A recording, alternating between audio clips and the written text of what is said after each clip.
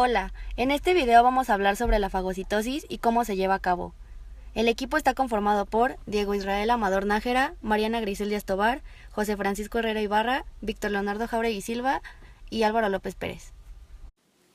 Nuestro cuerpo está constantemente en contacto con microorganismos infecciosos u otras sustancias que podrían poner en riesgo tanto órganos como tejidos o la estabilidad del cuerpo en conjunto.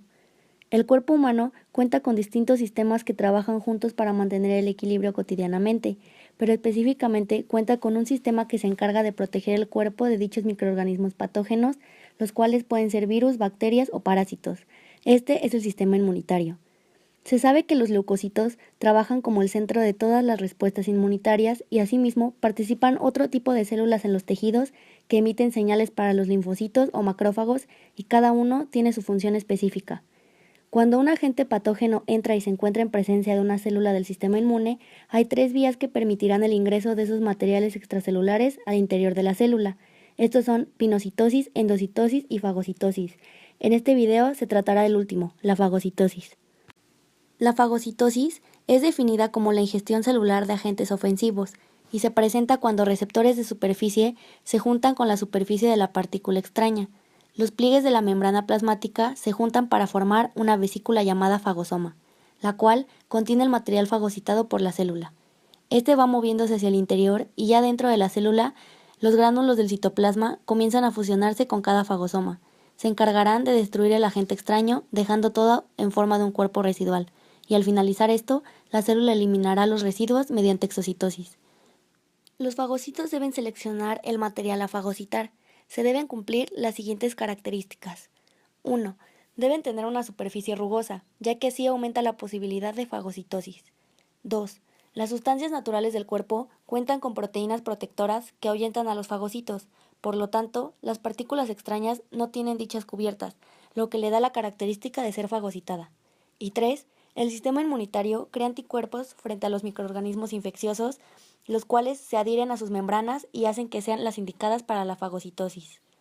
Este mecanismo de defensa cuenta con diversos fagocitos especializados, los neutrófilos y los macrófagos, que se desplazan por la sangre y tejidos respectivamente, donde fagocitan bacterias, células dañadas o cualquier microorganismo invasor. Primero, los neutrófilos son células de ataque circulante diseñadas para responder rápidamente y en grandes cantidades cuando se presenta algún trauma. Las células maduras, conocidas como neutrófilos segmentados, poseen núcleo lobulado y abundantes gránulos de almacenamiento en su citoplasma, los cuales tienen agentes bactericidas que serán liberados cuando sean requeridos para matar microorganismos ingeridos por la célula. El neutrófilo maduro tiene 3 tipos de gránulos diferentes: los gránulos azurofílicos o primarios, que tienen como principal bactericida la mieloperoxidasa. También tiene gránulos específicos y los de gelatinasa. En segundo lugar están los macrófagos, que tienen como precursor a los monocitos, que son células producidas en la médula ósea y liberadas al torrente sanguíneo.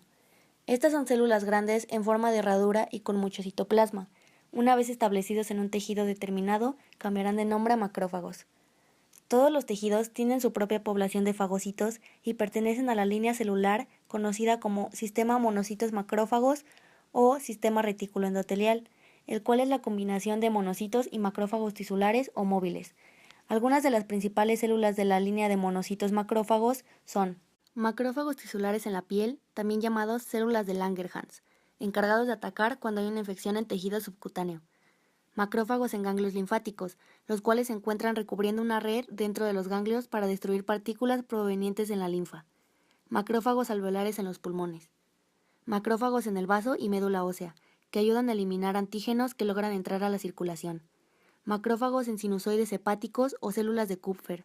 Estos son los encargados de formar un sistema de filtración de partículas para evitar que las bacterias de la mucosa intestinal que entran a sangre portal pasen a la circulación general.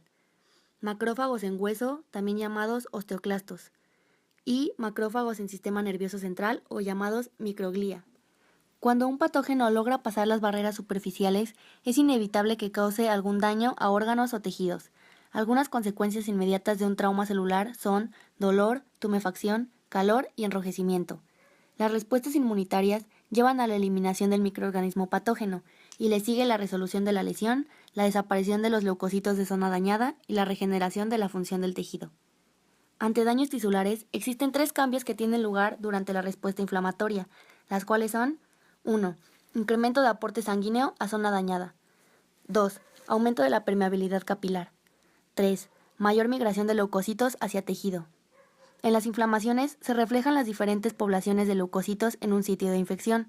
Si es inflamación aguda, hay mayores cantidades de neutrófilos y linfocitos T cooperadores, pero si es inflamación crónica, son más macrófagos y linfocitos T citotóxicos. La lesión tisular va a provocar la liberación de citocinas inflamatorias, principalmente factor de necrosis tumoral alfa, interleucina 1 e interferón gamma. Primero es la fase de marginación, que es el proceso en donde los neutrófilos se adhieren al epitelio de las vénulas. Esto se divide en 3 partes. Primero, la fase mediada por selectinas. Esta se da cuando el neutrófilo choca contra la pared del vaso, lo que permite la unión de selectinas P y E de endotelio se unan a mucinas de la superficie leucocitaria. La segunda fase, la fase de activación, se da cuando el neutrófilo entra en contacto con mediadores inflamatorios, siendo el principal el subgrupo de factores quimiotácticos leucocitarios, principalmente las quimiosinas. Y la tercera fase, la fase mediada por integrinas, se da con las modificaciones de las integrinas encontradas en la superficie leucocitaria, permitiendo su unión con glucoproteínas específicas del endotelio. Posterior a esto se dará la migración, pues una vez adheridos, los neutrófilos salen de la vénula y se introducen en el tejido dañado. Estos van a viajar por medio de movimientos ameboides contra el gradiente de concentración de factores quimiotácticos hasta llegar al lugar de la infección.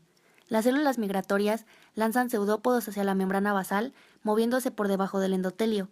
Es en ese momento donde se liberan las enzimas que van a digerir el colágeno y otros componentes de la membrana que permitirán la migración.